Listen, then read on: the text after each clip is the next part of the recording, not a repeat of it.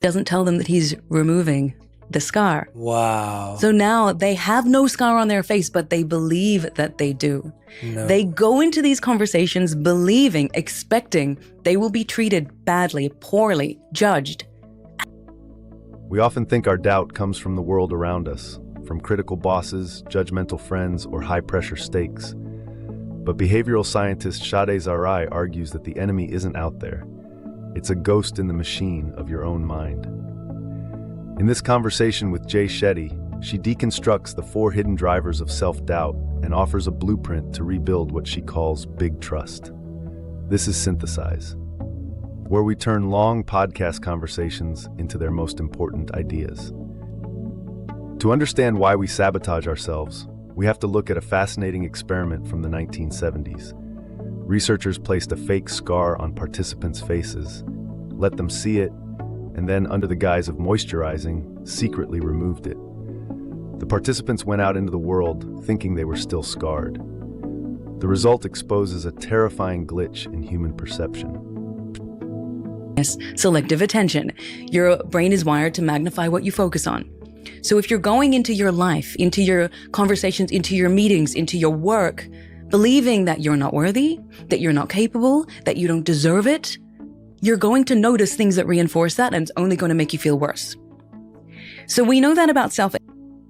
This is the mechanism of confirmation bias turned against the self. We project our insecurities onto other people's neutral behaviors. You think you're awkward? You'll interpret a pause in conversation as rejection. You think you're an imposter? You'll read a critique as a verdict on your soul. The scar isn't on your face, it's in your expectation. Shadé identifies acceptance as the first driver of self-doubt. For many high achievers, this starts in childhood. If you only received love when you performed well, when you danced, got straight A's, or won the trophy, you wired your brain to believe that your worth is a transaction. You don't just want to succeed, you need to succeed to exist. Through your performance, you have to prove that you are of value to other people, so you seek their validation and their praise, and when you don't get it, it becomes this automatic switch, and you need to win it back. That's the first. The second one is what we call the shrinking syndrome.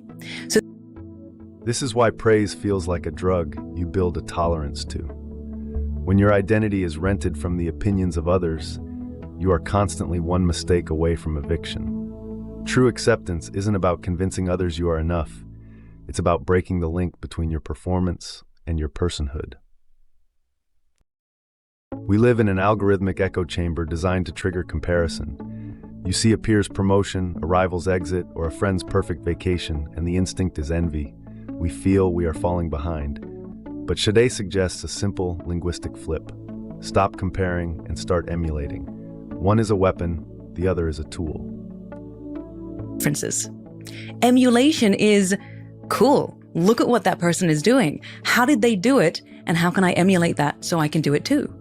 So you take learnings from their journey, apply it to your own, and suddenly, rather than feeling, oh gosh, I'm so far behind, you suddenly realize, hey, if they can do it, I can do it.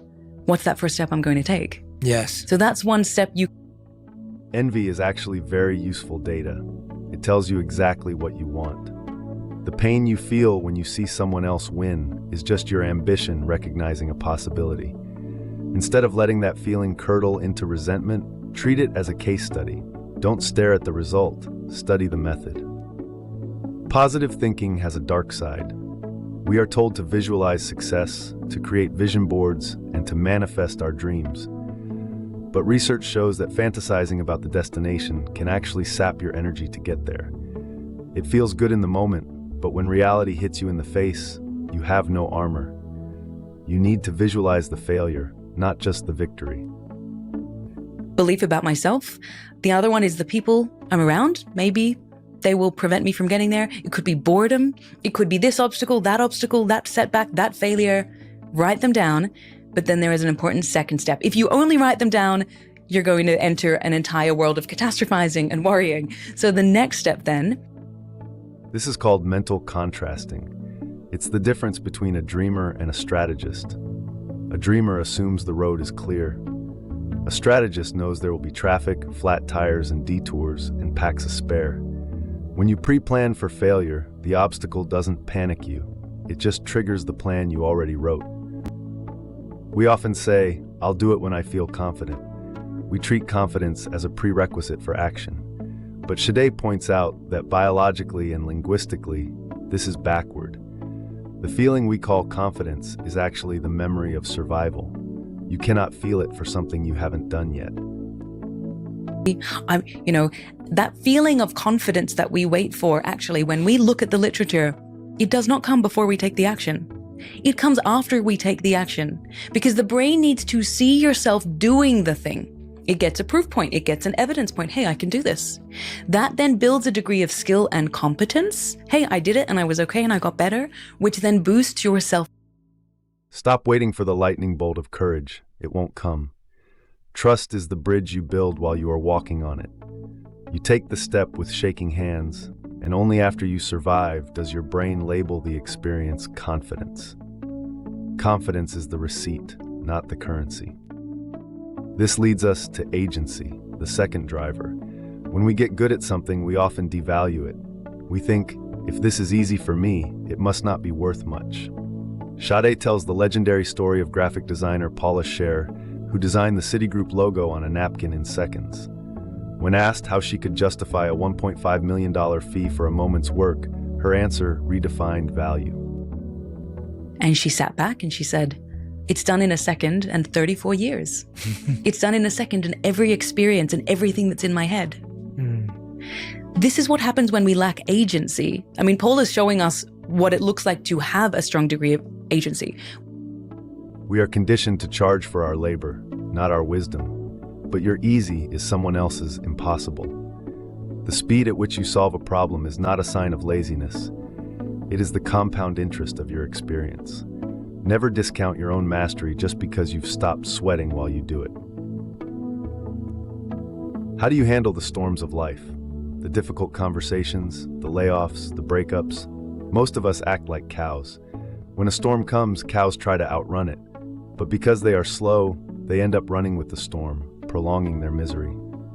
Shadé urges us to adopt the mindset of the bison. Tree, but also they generally walk away from the storm. So they'll walk with the wind. And then what happens is they end up receiving the brunt of the storm when the storm eventually catches up to them.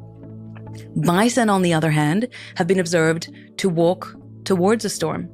They walk into the wind, which counterintuitively means they generally pass the brunt of the storm. They get through it much quicker.